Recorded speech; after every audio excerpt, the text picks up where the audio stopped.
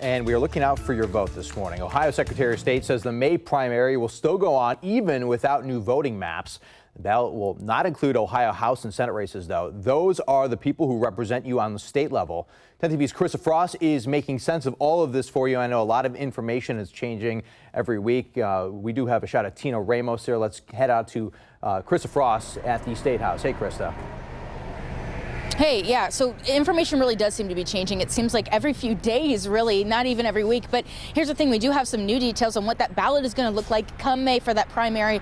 It's going to look very different, that's for sure. Solo Rose sending out a directive asking those county boards to make some changes to ballots to remove the House and the Senate races. And that's just because the lines for those races at this point in time, it's not clear what they're supposed to be. And that's, of course, connected to all of this map situation that we're going through for legislative maps. So that would mean that your ballots are going to look a little different. We do have a view of what that's kind of going to look like, but mainly including things like local office elections, local ballot issues, things like school levies. That's really what you're going to see on these ballots. So this directive, it does come after those 3 rejections of those drawn up legislative maps. Of course, we know that the Ohio Supreme Court says that that's because those maps were unconstitutional. Now, last night, 2 map makers met with the redistricting commission just to set the rules for their work.